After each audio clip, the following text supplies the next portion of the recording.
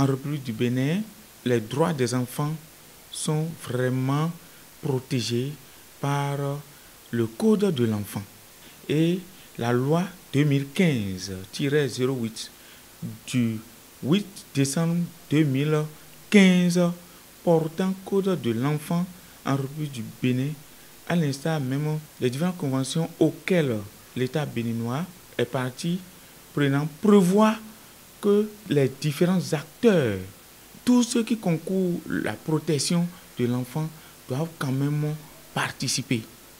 Nous voyons comment les enfants sont exploités. On parle de la traite des enfants.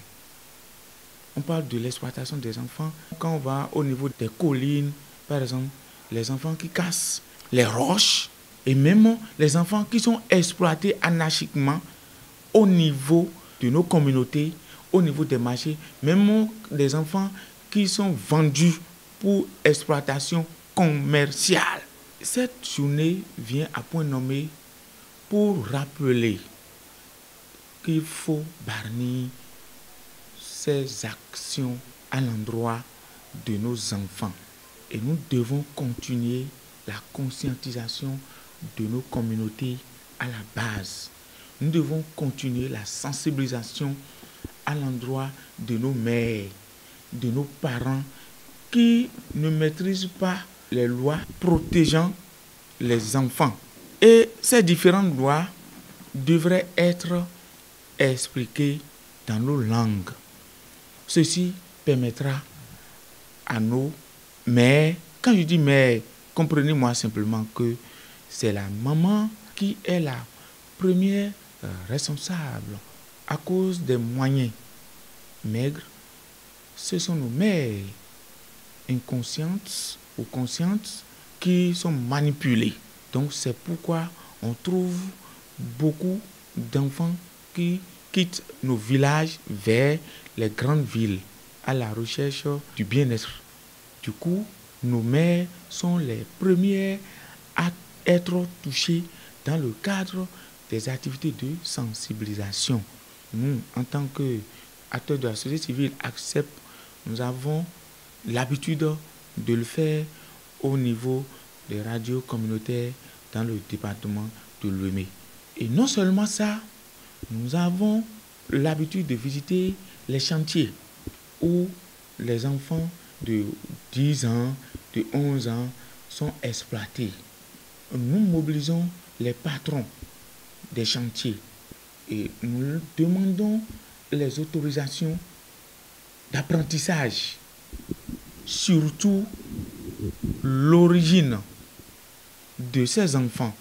Et nous sensibilisons ces différents patrons à scolariser ces enfants. Il faudrait qu'ils considèrent que ces enfants sont leurs propres enfants et que ces enfants ont droit à l'éducation. Parce qu'aujourd'hui, l'État contribue inlassablement à l'éducation de ces enfants de façon gratuite. Pourquoi ne pas les scolariser? Au niveau des ateliers également, de couture, de coiffure, ainsi de suite, de vulgarisation, nous essayons de sensibiliser ces différents patrons-là pour un changement de mentalité radicale au niveau de nos rues, au niveau de nos marchés.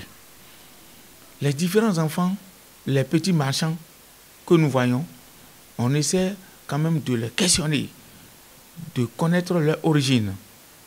Parce que la plupart sont des enfants placés, exploités économiquement. Et nous travaillons en réseau, bien sûr, avec Respez, avec le FODEV. Nous faisons beaucoup d'actions à l'endroit de ces enfants-là pour bannir ces actions que bon nombre de nos concitoyens mènent. Il faut reconnaître l'effort que le gouvernement effectue à l'endroit de la protection des enfants au Bénin. Il faut féliciter également nos différents directeurs et directrices départementaux des affaires sociales et de la microfinance qui ne cessent d'impacter positivement les enfants. Nous n'allons pas baisser les bras, nous allons poursuivre les actions de sensibilisation et de protection. Et nous allons continuer aussi de solliciter les partenaires au développement de nous soutenir. Je voudrais personnellement exhorter les autorités à divers niveaux d'appliquer les lois cadres de protection des enfants au Bénin dans le cadre du travail des enfants. Et il faudrait mener des actions surtout de sensibilisation médiatisée pour impacter les vrais acteurs.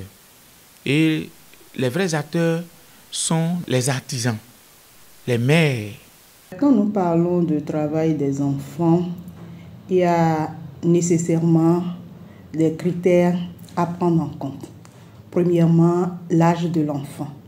Quand l'enfant est en situation de travail et il n'a pas encore l'âge indiqué, c'est-à-dire 14 ans, pour commencer un travail, là, on est déjà dans une situation de travail des enfants.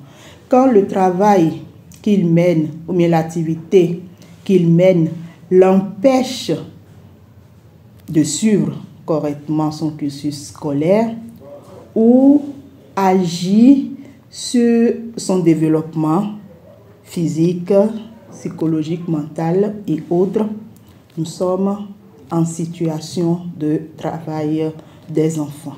Donc chaque fois que l'activité que l'enfant mène l'empêche de jouir pleinement de ses droits d'enfant, l'empêche de jouir de sa dignité d'enfant, nous sommes en situation de travail des enfants.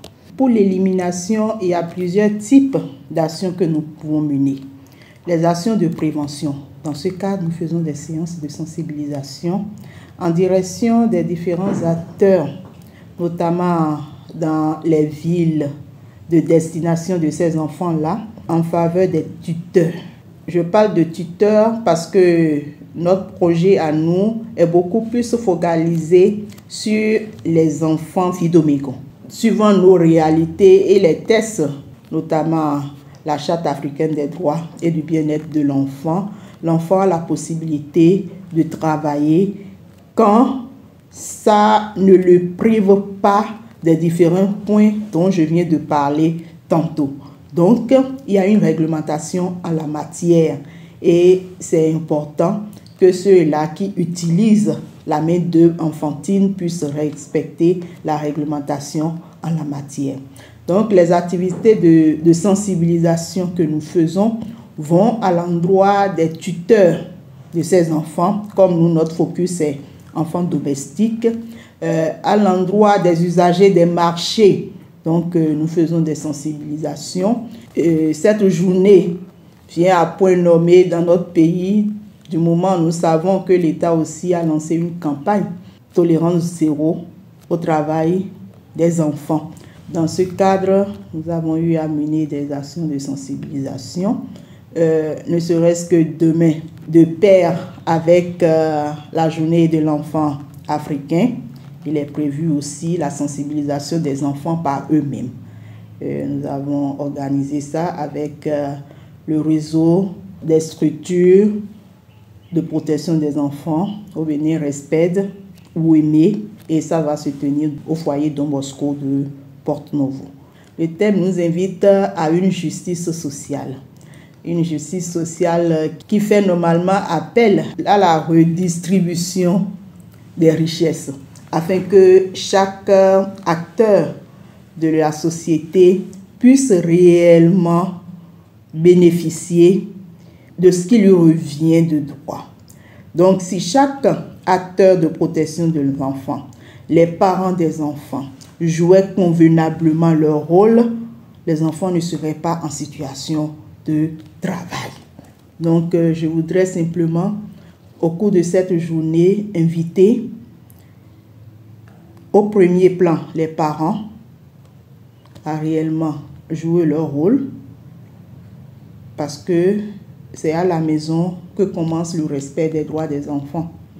Donc que chacun puisse vraiment jouer son rôle, qu'ils arrivent à subvenir aux besoins de leurs enfants et qu'ils les aident afin qu'ils arrivent sur le plan scolaire.